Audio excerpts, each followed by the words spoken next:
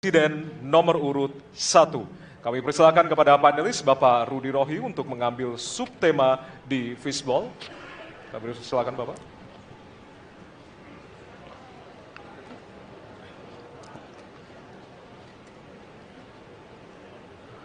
Diperlihatkan kepada kami semua, Bapak. Apa? Baik, temanya adalah penguatan demokrasi. Baik. Baik, selanjutnya kepada panelis Ibu Susi Dwi Haryanti untuk mengambil pertanyaan dari fishball.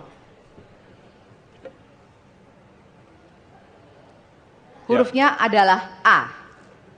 Penguatan demokrasi dengan amplop A. Baik. Masih tersegel Bapak Ibu? Kita akan langsung buka.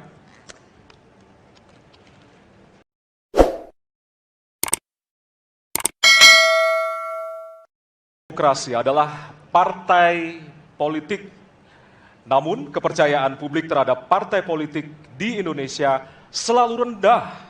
Pertanyaan, apa kebijakan yang akan Anda lakukan untuk melakukan pembenahan tata kelola partai politik? Waktu untuk menjawab 2 menit dimulai dari sekarang. Saya rasa lebih dari sekedar partai politik. Rakyat tidak percaya kepada proses demokrasi yang sekarang terjadi.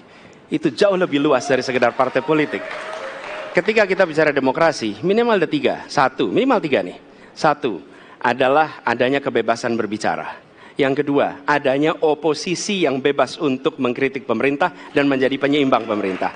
Yang ketiga, adanya proses pemilu, proses pilpres yang netral, yang transparan, jujur, adil. 3. Dan kalau kita saksikan akhir-akhir ini, 2 ini mengalami problem.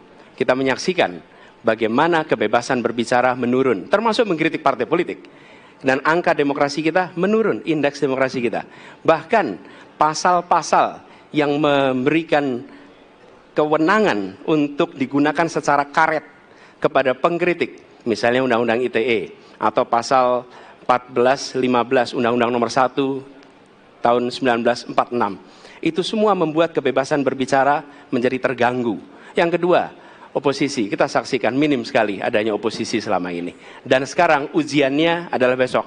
Bisakah pemilu diselenggarakan dengan netralitas, dengan adil, dengan jujur? Ini ujian ketiga.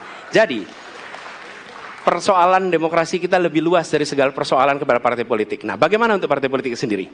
Partai politik perlu mengembalikan kepercayaan. Tapi di sini ada peran negara.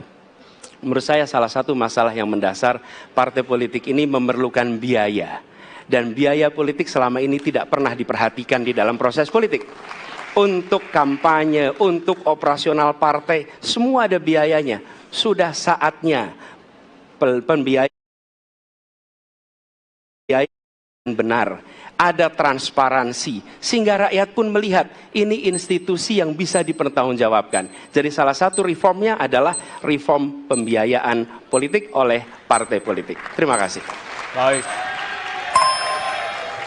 Waktu sudah habis, terima kasih. Kini kami persilakan calon presiden nomor urut 2 untuk menanggapi jawaban calon presiden nomor urut 1. Waktunya 1 menit dimulai dari sekarang.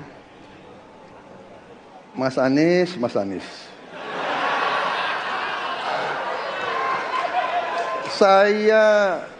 Saya berpendapat Mas Anies ini agak berlebihan. Mas Anies mengeluh tentang demokrasi ini dan itu dan ini. Mas Anies dipilih jadi gubernur DKI menghadapi pemerintah yang berkuasa. Saya yang mengusung Bapak.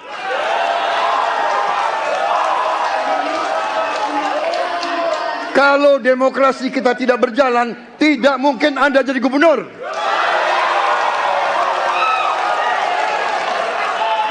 Kalau Jokowi diktator, Anda tidak mungkin jadi gubernur. Saya waktu itu oposisi, Mas Anies.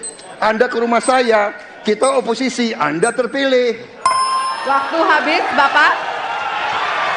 Harap tenang, Bapak Prabowo. Baik, para pendukung, kami mohon untuk tenang, para pendukung. Para pendukung, baik. Harap tenang, kita akan lanjutkan dialog kita. Harap tenang, hadirin, harap tenang.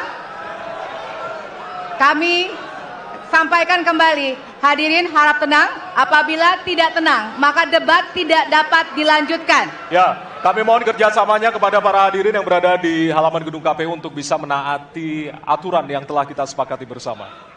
Ya. Baik, selanjutnya kepada calon presiden nomor urut 3, kami silakan untuk menanggapi jawaban calon presiden nomor urut 1, waktunya 1 menit dari sekarang. Saya jadi tidak enak ini Mbak hari ini.